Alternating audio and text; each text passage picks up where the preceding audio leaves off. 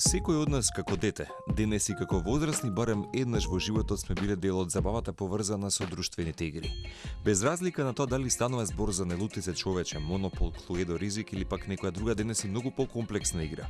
Важно е да имаме на ум дека истата позитивно влијае кај секој од нас.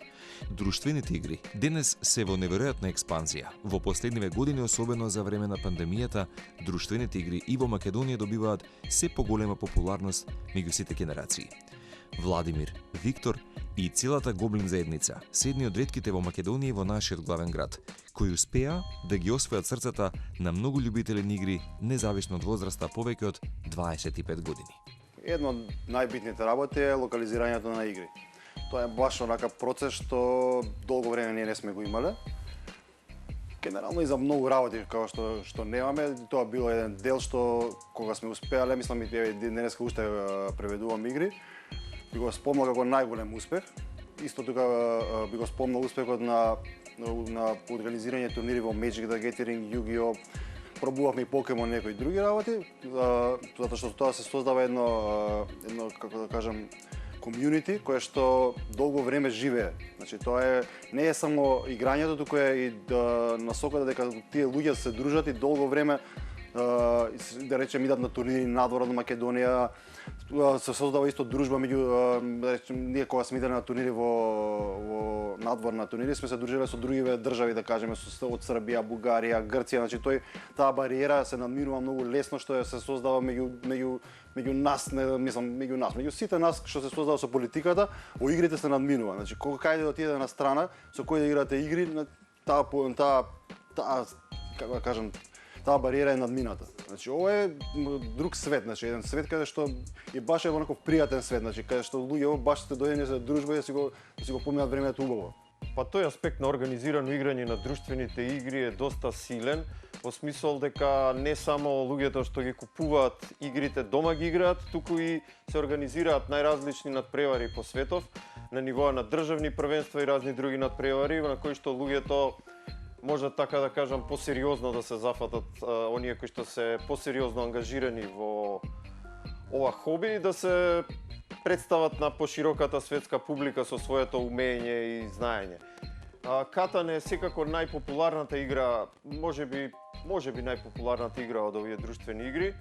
Самата игра е прилично едноставна, има висок фактор на среќа и поради тоа е подложна, погодна за секаков профил на играчи.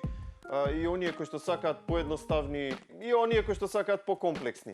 Но апилот на играта има поширок дострел и затоа е попозната по светот, се организираат во речиси сите држави, државни првенства, па така и кај нас. Оваа година се одржа второто и победникот учествуваше на светското првенство.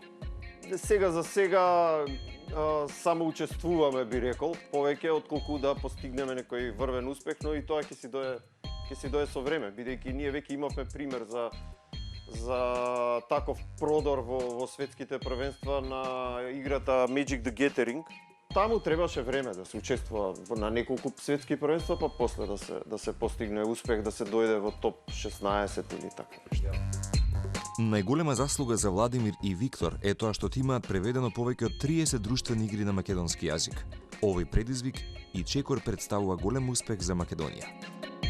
Ние напрвен бевме скептични, пошто кај нас луѓе се прилично скептични кон преведени работи, знаете, како прво сите мислат дека не е оригинал, дека сега јас сум го направил дома и не знам, подреми ми ја носам игра, ми ја продам. Тие во суштина ние локализацијата да само правиме, че производството сите тие работи се ја прават самите фирми што си ја имаат игра, значи играта си е оригинал тотално исто како што се продава во Македонија, истото и во Германија и каде било на другаде во светот. Многу од луѓето се запознаваат со светот на англиски. И е многу чудно ти кога ќе почне, особено кај нашиот јазик, што немаме толку доволен број на зборови, немаме доволен фонд на зборови. И тука е малце тешко се ти кога им преведеш на луѓето што се научени цело време на англиски да слушаат. Исто како нас кога беше на телевизија, кога се појавија синхронизација, си да им звучи чудно, сега веќе може не им звучи толку чудно. Исто беше и со игрите, на нас најголем проблем ни беше тоа дали како ќе бидат прифатени.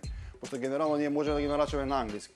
Сега тоа ни беше еден од скоковите што сме го направиле и тоа нека почиња поскоро да се популаризираат игрите, каде што не стануваат за луѓе што се само што играат, туку стануваат и фамилиарна работа, значи стануваат меѓу во фамилиите, почнуваат да играат со децата, почнуваат да играат, значи не онака порано беше игра детска работа.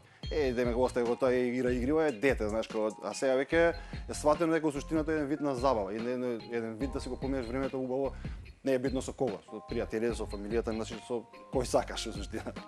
За некое време, доколку се створи критична маса, значи може да почне преведување на игри што се, да кажеме, за помал круг на луѓе, како на соседни земји веќе се преведуваат и на голема такви наслови, не знам како Дюн, како не полно наслови што се како се да кажеме по-тешки, не по-тешки, туку повеќе захтевни за играње за луѓето. Ние се уште сме во фаза каде што преведувам игри што се за општа публика. Значи секој може да игра. Може да седнете за 15-20 минути до пола сат, да ги научите првата, да изиграат игра и после првата, втора, трета партија може да бидете добар во таа игра. Додека тие другите игри што се, ќе ви треба малце повеќе време за да ги совладате. Ќе најавиме сега, ја објавија Star Wars, ќе имаме прв пат локализација на нешто што е со Star Wars. Таа е малце, да кажеме, малце позахтевно од овие. Тоа е сега настап што во август искочи, Star Wars Battle of Hood се вика играта. Никаде на страна сите кога почнаа да локализираат, значи сами се создаваат култура. Значи ова веќе создавање на култура на локализација. Сега колку ќе успееме, зависи од луѓето колку ќе го прифатат тоа. Ние се трудиме најблиско што можеме тоа, бидејќи ние самите играме игри. Во Македонија се уште не локализира Монопол, значи ние ги немаме основните игри, ние уште сме на основата. И затоа ние ги бараме, генерално ги бараме основните игри за поголемата публика. Во понатамошно време кога ќе ги приведете основните, се ја следуваат следниот чекор, во зависност од луѓето што ќе сакаат кај нас. Тоа веќе тогаш веќе гледате да, пошто сме мал пазар, гледате да приведете нешто што е попипливо за повеќето луѓе. Сега ќе провериме со Star Wars, како и со оваа Lego играта што е. Значи, ќе пробаме да видиме колку луѓето се заинтересирани за нешто што е не, значи сега искаше моментално актуелно и колку ќе им биде на нив интересно, пошто ова веќе е име, Катан, Ticket to Ride, значи Мистериум, тие се веќе имиња во светот, не треба вие нешто посебно да ги рекламирате. Тоа се знае дека таа играта доаѓа од човек и вика, слушај, јас сакам Катан. Не треба ви да му објаснувате. Ја играл, ја видел кај пријател, прочитал на интернет, не знам кој тие игри ви ги дава. Одличен и квалитетен начин за поминување на времето со децата секака е престојат во природа, но и играњето друштвени игри. Првенствено забавно, но може да биде и поучно и да помогне во развојот на мозочните процеси, особено кај младата популација. Играњето игри ги стимулира деловите од нашиот ум, кои се одговорни за помнење и формирање сложени мисловни процеси кај сите генерации. Учеството во друштвени игри може да помогне и во развојот на когнитивните вештини, како што се полесно донесување одлуки, зголемено ниво на стратешко размислување, па и полесно решавање на проблеми. Дополнително го поттикнува создавањето на подобри и поблиски социјални односи. Генерално игрите се тоа што ти кажа дека да се собереш, како да кажеме, не знам, ние ќе се собереме да гледаме фудбал или не е битно, значи тоа е еден начин како ајде ќе се собереме, ќе се дружиме, играат игра, ама битен е моментот на социјализирање на дружењето. Јас тоа и во Magic во турнири тоа пробувам да ми го објаснам на луѓето дека да, те ќе играат, значи идеме на турнир од 2000 души, еден ќе победи. Сите тие други 2000 души се дружат и се дружи со луѓе што не се, да кажеме, од Македонија, од секаде, а споделувате иста пасија. И тоа е најбитното во дружењето, значи во дружењето со другите луѓе е најбитниот дел од играњето на игрите. Пошто тоа е пасија, значи има доста од луѓето што имаат некојаш неизиграно голем број од игрите, а сепак купуваат ново, тоа што ви кажам, ќе искочи нешто актуелно, сака да го има, може сега нема да го изигра, ама ќе му стои дома за година, дена ќе го изигра. Битно е дека тогаш е осетил кој искочил играта, сакал да ја купи играта. Бумот на овој тип на хоби забава во светот се поклопува со пандемијата од разбирливи причини, бидејќи социјализацијата во домот стана поакцентирана за разлика од надворешната социјализација која беше забранета на моменти. И тој бум се пренесе полека и кај нас. А расширеноста на овој тип на забава направи да се пробијат тие бариери со годините што се. И денес имаме секаков тип на играчи од најмали до најстари. Јас сум пример за постари, а најмлади секако знаете дека има. Со друштвените игри најчесто има разни когнитивни способности што се развиваат, како што е на пример решавањето проблеми или просторниот увид или логика. Разни когнитивни способности што се на цена во секојдневниот живот со континуирано играње на друштвени игри се развиваат и се појачуваат без да го сакаме ние тоа. Иако примарната функција на друштвените игри е забава, а не јас ќе играм друштвени игри за да си развивам просторен увид или решавање проблеми или логика. Например, игрите со социјална интеракција што се party games, кај што нема потреба ти да размислуваш за тактика и стратегија, туку одговараш на незгодни прашања и слични социјално незгодни моменти, тие можеби влијаат за развој на ораторски способности или за надминување на разни психолошки бариери во социјалниот контакт.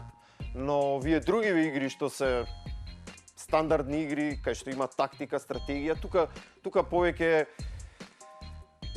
учиш како да ги, народски кажан, учиш како да си ги средиш работите и учиш како да планираш на повисоко ниво, значи стратешки, не тактички.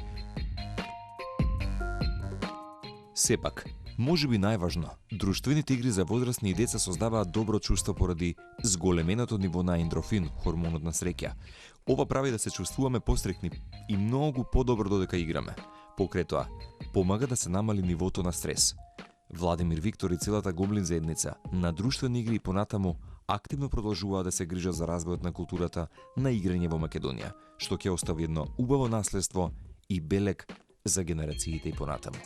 Па има една извикана работа ради која што кажуваат најчесто, тоа е да се тргнат децата, а тука би рекол и луѓето од екраните.